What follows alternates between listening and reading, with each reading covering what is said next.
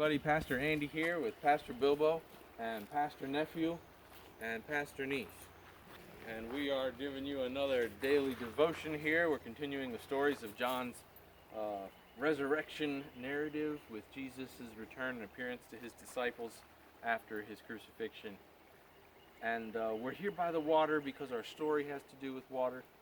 We're going to maybe make it a little bit dramatic. We'll see how it goes. So this is John 21. Afterward, Jesus appeared again to his disciples by the Sea of Galilee. It happened this way. Simon Peter, Thomas, also known as Didymus, Nathanael from Cana in Galilee, the sons of Zebedee, and 2 other disciples were all together. "I'm going out to fish," Simon Peter told them. And they said, "We'll go with you." So they went out and got into the boat, but that night they caught nothing.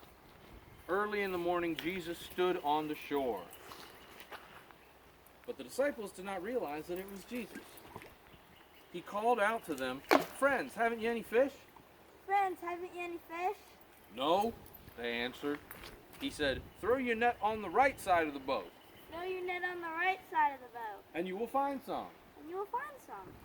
When they did, they were unable to haul the net in because of the large number of fish.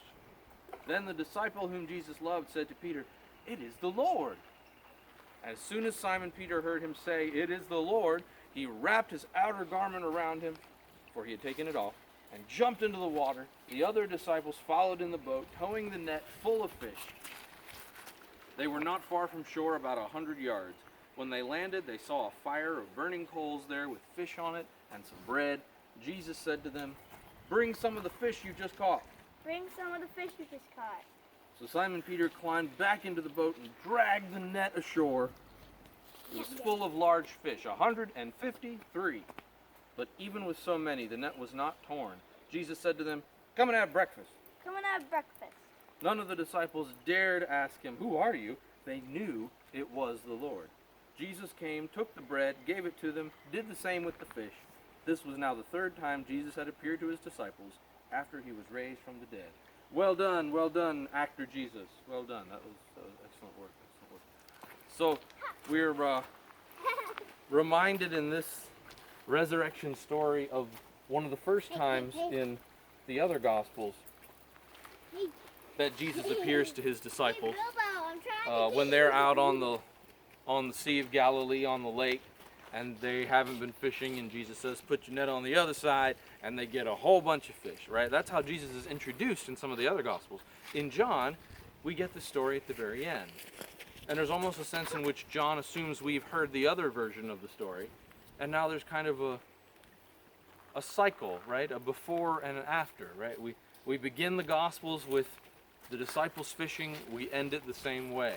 And there's a sense that these are the people that God has still chosen to be his followers. Regular guys, fisher people. I think they're called fishermen. And Get this cool rock. that's pretty awesome rock, right? It's these normal, everyday kinds of things, like really cool rocks. That's the kind of stuff that God is interested in. Not the magnificent, not the, celebrity disciples, just regular people who are following Jesus in regular ways. And even after the majesty of the resurrection, it's fishing that we find his disciples about. And that's where Jesus meets us. As we go about our day, as we do the things that we normally do, and discover Jesus there ready to bless them. And God is still calling us out to be fishers of people. To spread love, to spread joy, to spread the mission of Christ wherever we go. We'll bring you another one as we wind down with John tomorrow. Bye.